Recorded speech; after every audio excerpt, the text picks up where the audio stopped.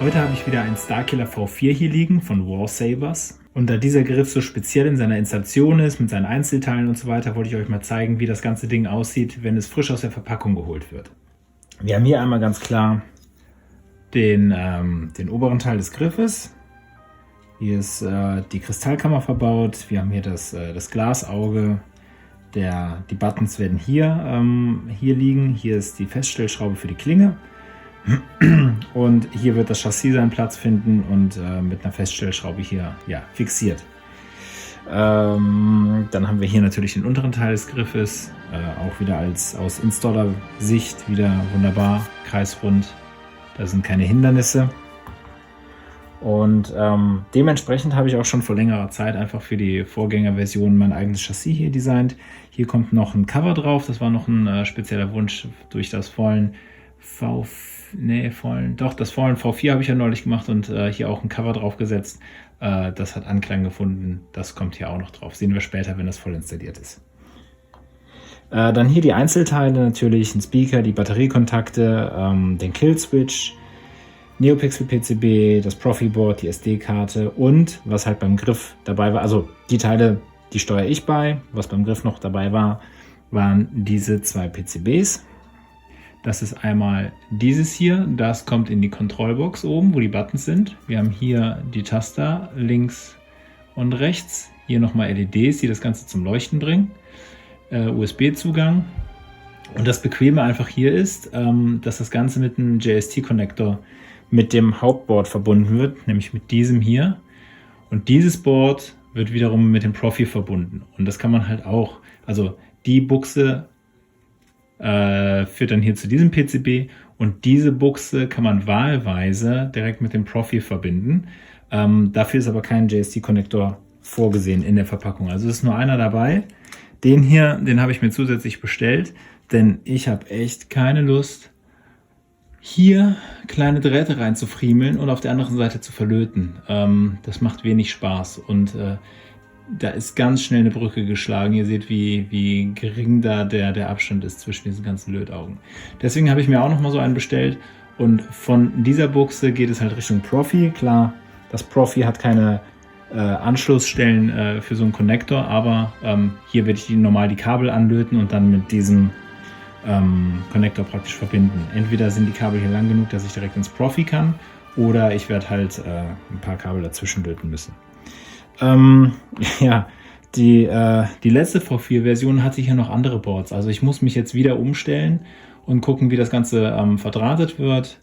Auf der Facebook-Seite von Warsabers haben sie zum Glück ein Kabeldiagramm veröffentlicht, sodass ich sehen kann, was wohin gehört. Sie haben es hier aber auch gut gelabelt, also da braucht man jetzt keine Sorgen haben, dass man da irgendwie was falsch macht.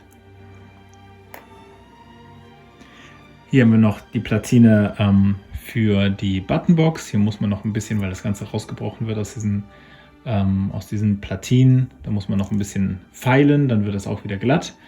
Und ich bin sehr gespannt, wie das Ganze funktioniert mit den neuen PCBs und das sehen wir dann im zweiten Teil des Videos. Bis gleich.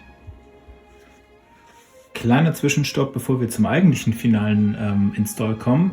Ich habe nämlich ein Problem gehabt und zwar, das sehen wir ja direkt, ich schalte hier mal den Killswitch an. Es war eigentlich schon alles installiert, aber dann, so, Killswitch ist aktiviert und ihr seht es hier vielleicht schon, hier flackert es ein bisschen, aber nur ein bisschen. So, ich mache das Lichtschwert mal an. Der Kristall leuchtet genauso am Anfang wie die Klinge, hier soweit so gut. Auch die Buttons funktionieren, das hatte ich schon mal installiert, aber hier tut sich nichts. Diese 6 LEDs sind blind, weil diese erste hier irgendeinen Schaden hat. Die leitet dann noch nicht das Signal weiter. Also würde eine ausfallen, wäre es ja alles halb so wild. Aber hier fallen sie dann wie bei einer Lichterkette früher an Weihnachten. Hier leuchten sie dann alle nicht. Das ist sehr ärgerlich, denn diese LEDs auszutauschen ist jetzt nicht ganz so easy, beziehungsweise unmöglich halt auf dem Board selber. Man kann die auch nicht überbrücken, weil hier alles fest, was auch immer, isoliert ist. Da kommt man nicht dran und kann da irgendwas überbrücken. Aber, also entweder reklamiert man das jetzt, und das darf eigentlich nicht passieren bei Produkten in der Preisklasse. Mein Plan B sieht jetzt vor, erstmal diese LEDs hier alle praktisch abzukratzen und diese LEDs hier Das sind jetzt 10. Ich werde davon einfach 4 kappen und die 6, die übrig bleiben, praktisch da drauf kleben. Wir sehen das jetzt mal hier gerade, ohne dass ich die Kabel zu sehr belaste. Die haben den gleichen Abstand, sind auch genauso klein und die alten werde ich abkratzen, den Stripe dann da drauf kleben und dann hier verlöten. Einmal Plus, Minus kriege ich hier oben und Data hole ich mir dann hier an diesen kleinen Ports da, wo ich eigentlich nicht mit dem Lötkolben ran wollte. Aber hier auf der anderen Seite, da komme ich ein bisschen besser ran und solange ich nur einen verlöte, ist alles okay.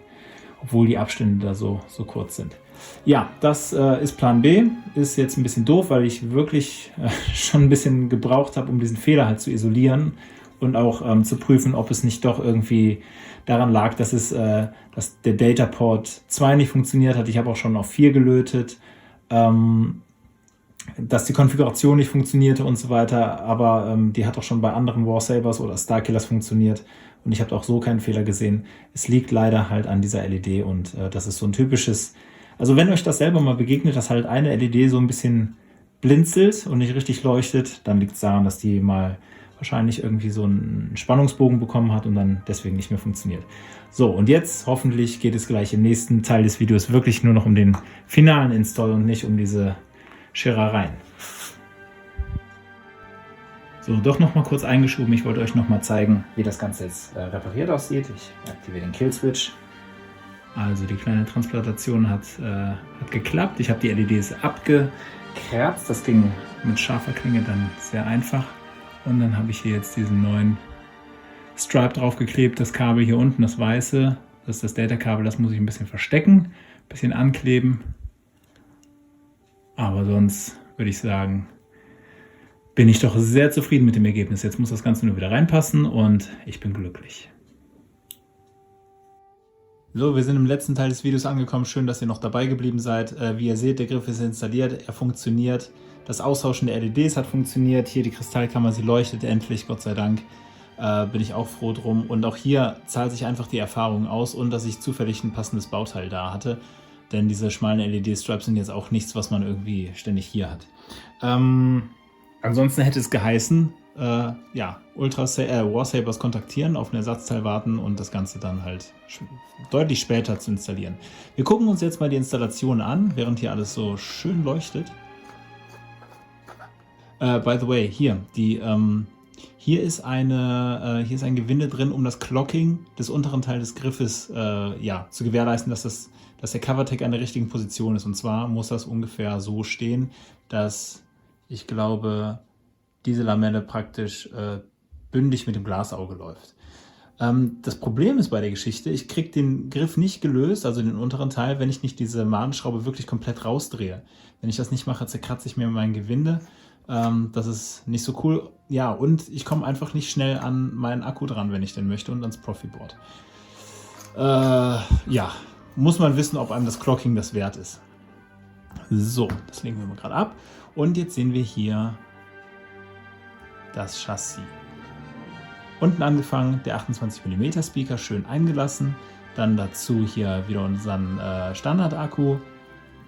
Hier haben wir jetzt auf der Rückseite, ja, wir sehen jetzt erstmal nichts. Das ist hier, wie angesprochen, vom Fallen V4 übernommen. Das Cover, das mit 2 Magneten hält. Hier verbirgt sich der Killswitch. Hier haben wir das Profi 3.9. Das sieht man immer gerne an der LED, die da leuchtet. Und wir sehen jetzt hier, hier sehen wir jetzt gerade 3 Kabel, die mit der oberen Seite des Profis verbunden sind. Wo kommen die her? Die haben ihren Ursprung hier oben in der Kontrollbox, und zwar mit dem USB-C-Port. Denn diese 3 Kabel, verbunden mit dem USB-C-Port, ermöglichen es, dass ich hierüber meinen Akku lade, zwar nur mit 300 mAh, aber immerhin, ich muss das Ding nicht aufmachen. Und was viel besser ist, ich kann darüber eine Verbindung mit meinem PC herstellen. Ich brauche nicht mehr diese Micro-USB-Buchse und muss den unteren Teil des Griffes nicht abschrauben.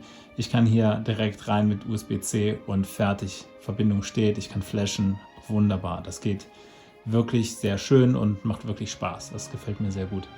Ja, und so mit dem Cover drauf, das findet direkt seine Position. Die Kabel sind verdeckt. Also das war reiner Zufall. Ich wusste vorher nicht, dass diese Kabel da drauf liegen müssen, weil von der Unterseite komme ich da nicht dran.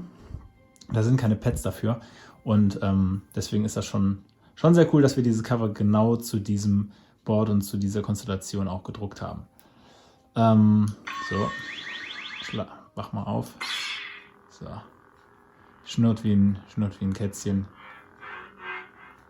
Hat, ja, trotz Schwierigkeiten hat das Ganze doch immer noch sehr viel Spaß gemacht. Eben, weil bei jeder Schwierigkeit, die mir da doch begegnet, immer mal wieder, also es gibt kaum eine Installation, die nicht irgendwie eine Schwierigkeit hat, aber man kriegt es irgendwie hin, eben durch die ganzen Erfahrungen, die man gesammelt hat, und man wird darin immer schneller und immer besser.